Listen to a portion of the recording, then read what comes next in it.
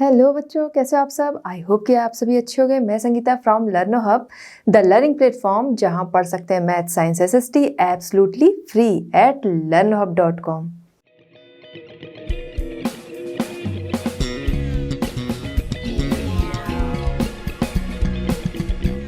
बच्चों, आज हम डिस्कस करेंगे NCERT solutions for class 6। Topic हमारा है motion of the earth, question number 1 2 3।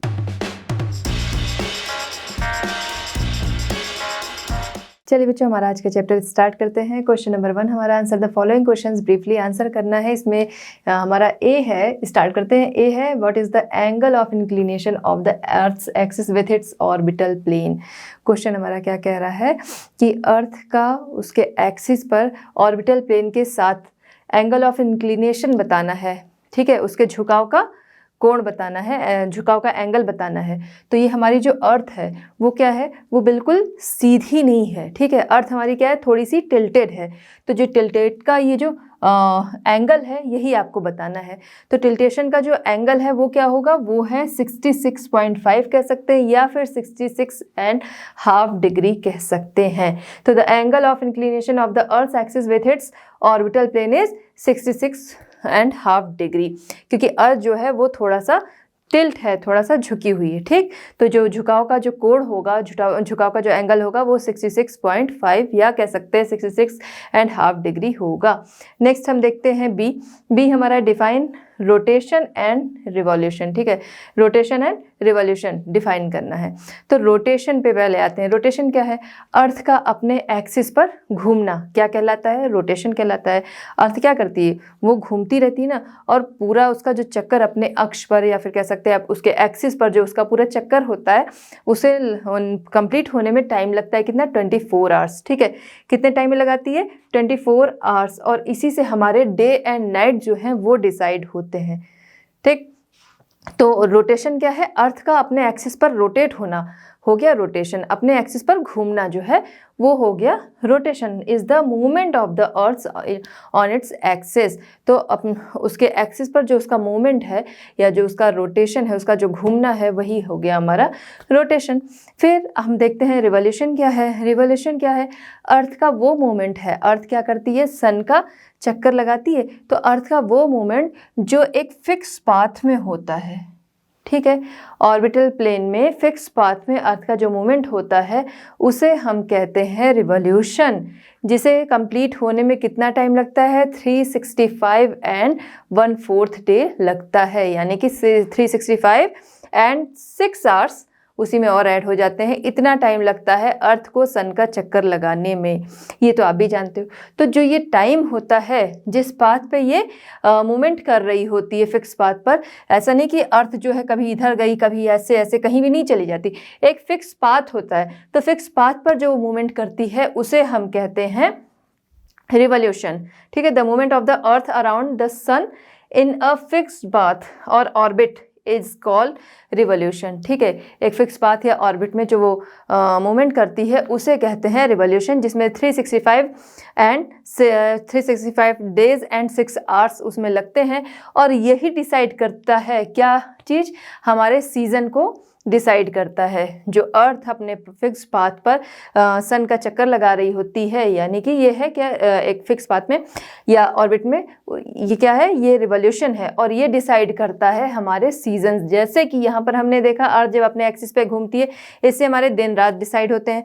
और रिवॉल्यूशन जो है इससे हमारा सीजन डिसाइड होता है, summer winter autumn and spring, जो हमारे 4 सीजन हैं वो इससे डिसाइड होते हैं। तो आई होप कि आप समझ गए होंगे कि रोटेशन क्या है एंड रिवॉल्यूशन क्या है। रोटेशन पृथ्वी का या अर्थ का अपने एक्सिस पर घूमना। रिवॉल्यूशन क्या है, रिवॉल्यूशन है अर्थ का सन के चारों ओर एक फिक्स ऑर्बिट में मूवमेंट, वो हो गया हमारा रिवॉल्यूशन। चलिए बच्चों, हम देखते हैं क्वेश्चन नंबर 1 का सी। क्वेश्चन नंबर 1 का सी है what is a leap year. Leap year क्या है, तो लीप ईयर क्या है, अगर इसकी बात करें तो लीप ईयर जिसमें कि फरवरी जो हमारी होती है 28 की जगह 29 डेज़ की हो जाती है और ईयर 365 की जगह 366 डेज़ का होता है। तो ऐसा होता क्यों है, अगर हम देखें तो हम कहते हैं 1 ईयर जो हमारा होता है वो 365 डेज का होता है, बट वो 365 डेज का नहीं होता, वो 365 प्लस 1/4 डे का होता है। 1/4 डे यानी 6 आवर्स। अब ये 6 आवर्स हम कैसे ऐड करेंगे, वो 1/4 डे जो है वो हम कैसे ऐड करेंगे?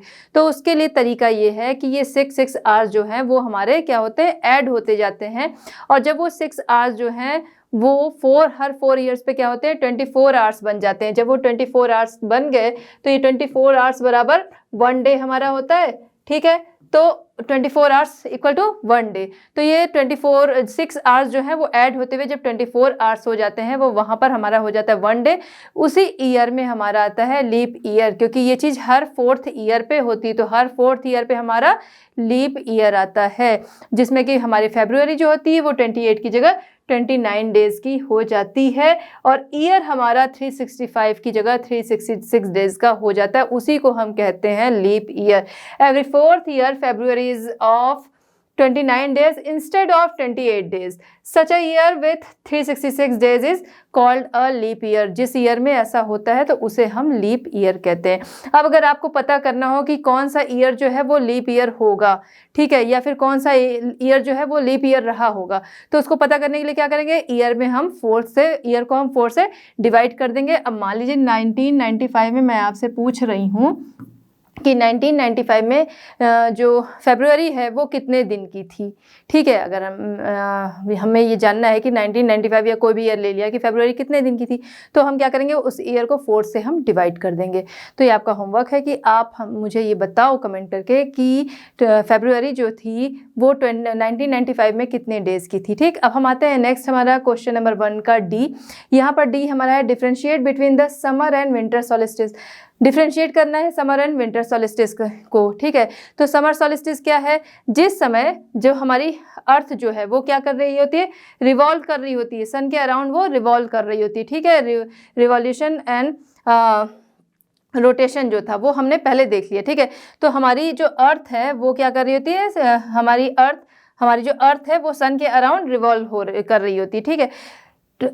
एक टाइम ऐसा आता है जिसे जो कि हमारा आता है 21 जून को। 21 जून को क्या होता है, सनरेज जो होती हैं वो डायरेक्ट हमारी पड़ती हैं नदर्न हेमिस्फीयर की ओर। जब नदर्न हेमिस्फीयर की ओर डायरेक्ट सनरेज पड़ती हैं उस दिन लॉन्गेस्ट डे एंड नाइट होता है, longest day and longest night होता है कहाँ, नदर्न हेमिस्फीयर की तरफ। और टाइम सीजन कौन सा होता है, उस समय होता है समर, ठीक है। समर का सीजन होता है और इसीलिए उसे कहते हैं समर सॉलिस्टिस। उस समय में सनरेज, जाहिर सी बात है, सनरेज जब डायरेक्ट पड़ रही है तो हीट ज़्यादा मिलेगी, तो वो समर ही होगा, ठीक है। तो उस समय हीट डायरेक्ट मिल रही होती है नदर्न हेमिस्फीयर को, तो उस समय में लॉन्गेस्ट डे एंड नाइट होता है 21 जून, और उस समय में नदर्न हेमिस्फीयर की ओर क्या होता है, समर होते हैं। इसके ठीक अपोजिट क्या होगा, सदर्न हेमिस्फीयर की तरफ होगा। नदर्न हेमिस्फीयर में हीट पड़ रही है इसलिए यहाँ पे समर होगा, और सदर्न हेमिस्फीयर की क्या कंडीशन होगी, इसकी से ठीक अपोजिट, वहाँ पर उस समय में विंटर हो रहा होगा।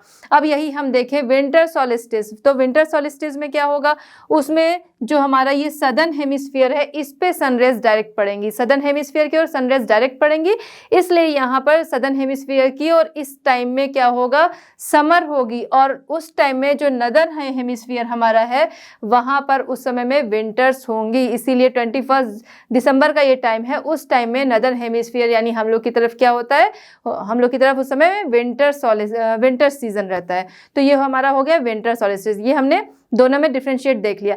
और इस समय में यहाँ पर जो हमारा सदर्न हेमिस्फीयर है इस समय लॉन्गेस्ट डे होगा एंड नाइट जो होगी वो छोटी होगी, ठीक है।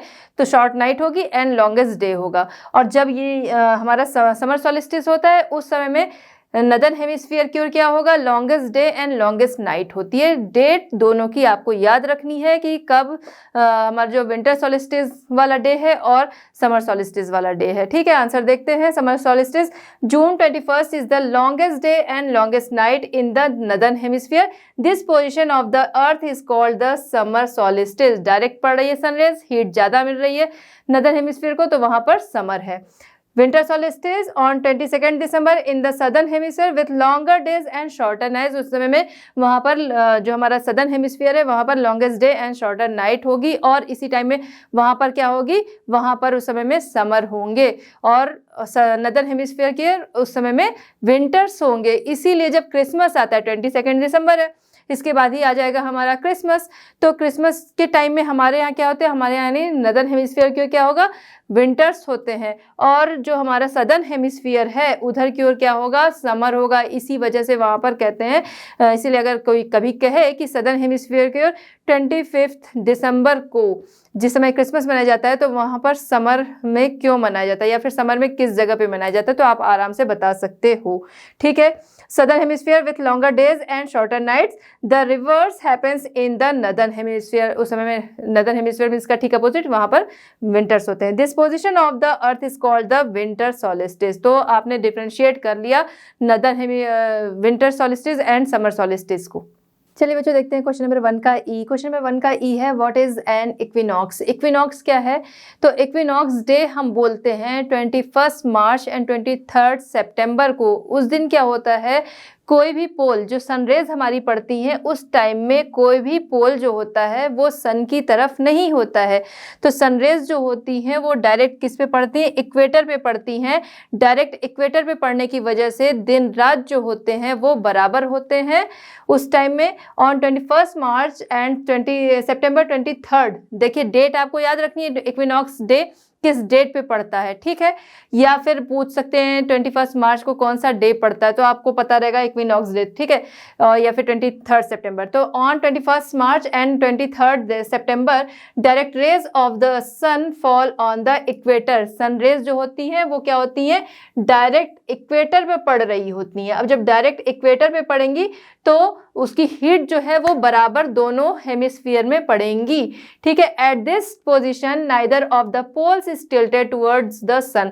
तो कोई भी पोल जो होता है इस टाइम में सन की तरफ नहीं होता है, इस वजह से so the whole earth experiences equal days and equal nights. ठीक है, पूरी अर्थ पर उस टाइम में equal days and equal night होते हैं।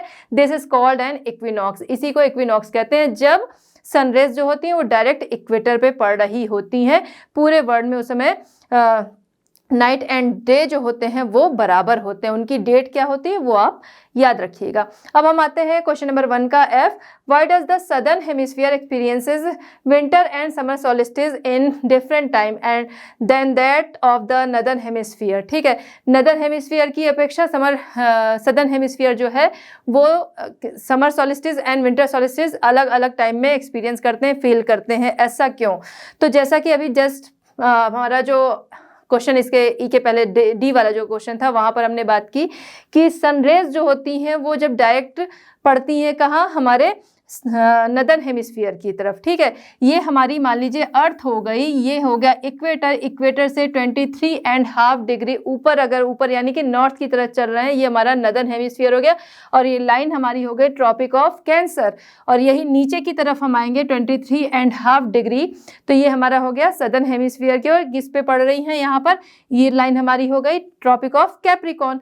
तो जो सनरेज होती हैं डायरेक्ट जब वो ट्रॉपिक ऑफ कैंसर पर पड़ती हैं तो उस टाइम में क्या होता है, यानी कि यहाँ नदर्न हेमिस्फीयर की ओर सनरेज जो है नदर्न हेमिस्फीयर की ओर पड़ रही हैं, तो उस टाइम में क्या होगा, नदर्न हेमिस्फीयर की ओर हम फील करेंगे क्या, उस समय में फील होगा वहाँ पर समर, क्योंकि डायरेक्ट सनरेज जो है वो पड़ रही हैं किस पर, नदर्न हेमिस्फीयर पर। ठीक है, ट्रॉपिक ऑफ कैंसर पर। तो यहाँ पर क्या होगा, नदर्न हेमिस्फीयर में उस समय में समर होगा। जस्ट इसका अपोजिट, क्योंकि सदर्न हेमिस्फीयर में सनरेज नहीं पड़ रही है, वहाँ पर क्या होगा, विंटर्स होंगे। फिर यही चीज चेंज हो जाएगी, क्योंकि हमारी अर्थ क्या होती है, रिवॉल्व हो रही होती है, सन के अराउंड रिवॉल्व हो रही है। अब क्या होगा, रिवॉल्व होते होते वो यहाँ, अब यहाँ पर क्या होगा, जो हमारा सदर्न हेमिस्फीयर है उस पे सनरेज पड़ेगी, सदर्न हेमिस्फीयर की तरफ सनरेज पड़ेगी, यानी कि हमारा जो ये ट्रॉपिक ऑफ कैप्रिकॉर्न है यहाँ पड़ रही है। तो इस पोजीशन में क्या होगा कि सदर्न हेमिस्फीयर में इस टाइम में समर होगा, और उसके अपोजिट यानी कि नदर्न हेमिस्फीयर में उस समय में विंटर्स होंगे। इसी वजह से जो हमारे southern hemisphere and northern hemisphere हैं, अलग अलग टाइम में वहाँ पर winter solstice and summer solstice होता है, हम फील करते हैं, एक्सपीरियंस करते हैं। ठीक है, आई होप कि आप समझ गए होंगे कि दोनों जगहों पे summer hemisphere and northern hemisphere में अलग अलग टाइम में हमें अलग अलग सीजन, अलग अलग मौसम क्यों फील होते हैं। ठीक है, चलिए बच्चों देखते हैं क्वेश्चन नंबर 1 का जी है यहाँ पर हमारा, why do the poles experience about 6 months day and 6 months nights.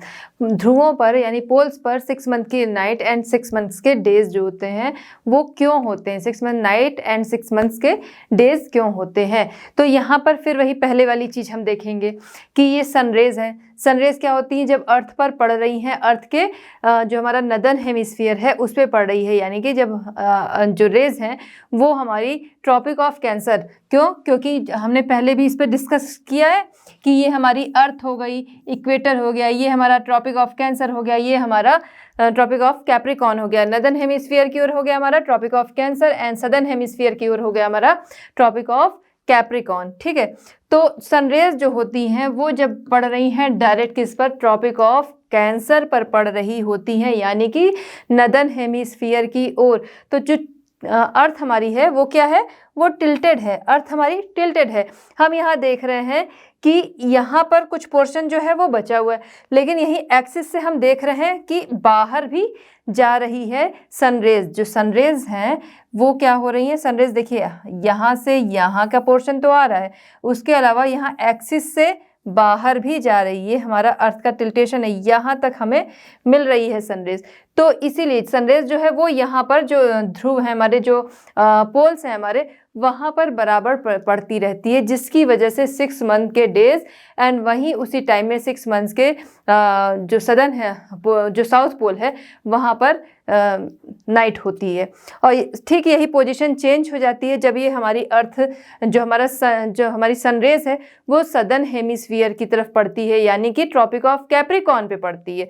Tropic of Capricorn पे जब सनरेज पड़ती है तब क्या होता है, तब देखिए ये इसके एक्सिस हो गए, ये इसका घूम के जो हमारी जो अर्थ है वो यहाँ पर जब आ गई तो यहाँ पर ये हमारा एक्सिस है, यहाँ हम देख रहे हैं जो इसके नदर्न पोल है वहाँ पर क्या है, नाइट है, और सदर्न पोल जो है वो वहाँ पर क्या है, इसके एक्सिस से भी बाहर हम देख रहे हैं जा रहा कि जो उसका साउथ पोल है वहाँ पर हमें क्या दिख रहा है कि डे है। इसी वजह से 6 मंथ के डेज एंड 6 मंथ के नाइट होते हैं कहाँ पर, पोल्स पर। ठीक है, जिसमें south pole and north pole दोनों में ऐसा होता है। क्योंकि जब ट्रॉपिक ऑफ कैंसर पर पड़ती है तब नॉर्थ पोल पे सनरेज आती रहती हैं, जिसकी वजह से नॉर्थ पोल पर 6 मंथ के डेज होते हैं एंड साउथ पोल पर उस समय में नाइट्स होती हैं। अब जब यहीं पे जब अर्थ की ये पोजीशन आ जाती है कि सनरेज जो है वो सदर्न हेमिस्फीयर यानी कि ट्रॉपिक ऑफ कैप्रिकॉन पर पड़ रही होती है,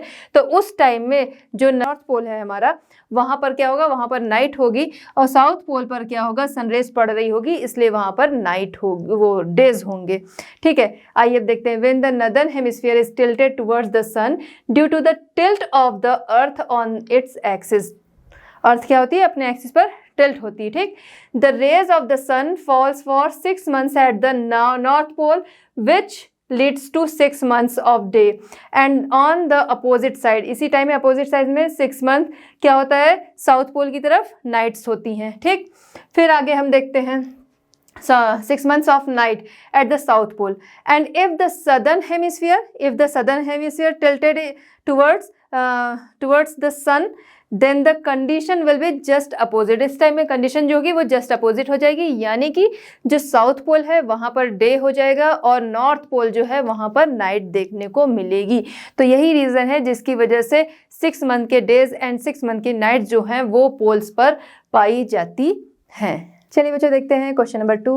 क्वेश्चन नंबर 2 हमारा है tick the correct answer. Correct answer पर टिक करना है। यहाँ पर ए है हमारा, the movement of the earth around the sun is known as movement of the earth का मूवमेंट सन के अराउंड। ठीक है, याद करिए क्या वो रोटेशन कहलाता है, रिवोल्यूशन कहलाता है या इंक्लिनेशन कहलाता है।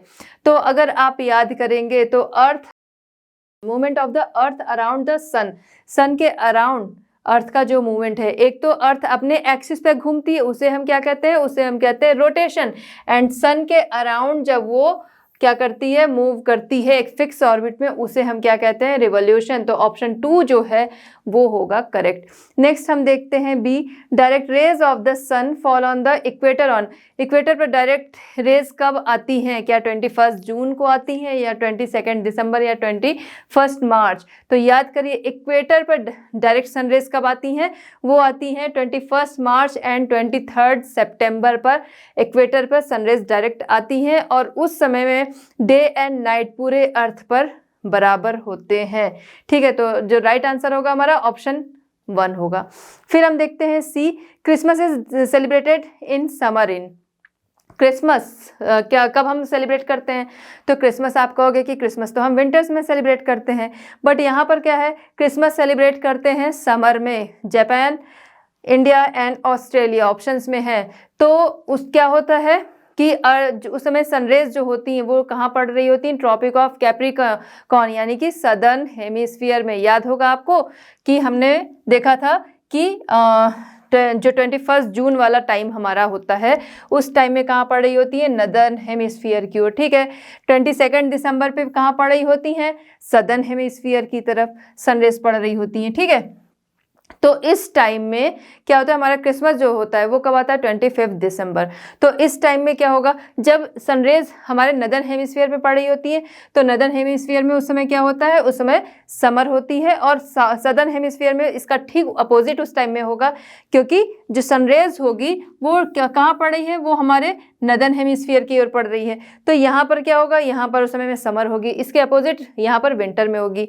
ठीक है, सदर्न हेमिस्फीयर में। यही पोजीशन अगर हम देखते हैं कि सनरेज जो हैं वो हमारी पड़ रही सदर्न हेमिस्फीयर यानी ट्रॉपिक ऑफ कैप्रिकॉर्न पर, तो उस टाइम में क्या होगा कि सदर्न हेमिस्फीयर में क्या होगा, उस टाइम में समर होगा। तो सदर्न हेमिस्फीयर की बात हो रही, तो वहाँ यानी कि ऑस्ट्रेलिया में, और जो क्रिसमस है डेट तो वही होगी 25 दिसंबर को ही सभी लोग सेलिब्रेट करेंगे, बट उस टाइम में ऑस्ट्रेलिया में क्या होगा, समर सीजन होगा। ठीक है, क्योंकि जो सनरेज है वो कहाँ पर पड़ रही है, सनरेज हमारी पड़ रही है ट्रॉपिक ऑफ कैप्रिकॉर्न पे, सदर्न हेमिस्फीयर पे। ठीक, अब हम आते हैं डी। डी हमारा है cycle of the season is caused due to, cycle of the season किसकी वजह से होता है। ठीक है, तो रोटेशन क्या था, रोटेशन से हमारे दिन रात फिक्स होते हैं, हमने पहले बात की। और जो अर्थ का अपने एक्सिस पर मूवमेंट होता है वो क्या हुआ, रोटेशन हुआ, उससे हमारे दिन रात जो है वो फिक्स होते हैं, वो डिसाइड होते हैं। और साइकिल ऑफ द सीजन की बात हो रही तो वो क्या था, रिवॉल्यूशन था, कि अर्थ जो है वो सन के अराउंड, अर्थ क्या कर रही है, अर्थ सन के अराउंड एक फिक्स ऑर्बिट में जो चक्कर लगा रही होती है वो क्या कहलाता है, वो रिवॉल्यूशन कहलाता है। और वही कॉज होता है किसका, सीजन का होता है, हमारे 4 सीजन। बात हो गई। अब आप लोग जल्दी जल्दी कमेंट करके बताओ कि 4 सीजन वो कौन से हैं। ठीक है, तो ऑप्शन 2 जो होगा रिवॉल्यूशन, वो हमारा होगा राइट आंसर। चलिए बच्चों देखते हैं क्वेश्चन नंबर 3। क्वेश्चन नंबर 3 हमारा है फिल इन द ब्लैंक्स। चलिए आइए देखते हैं।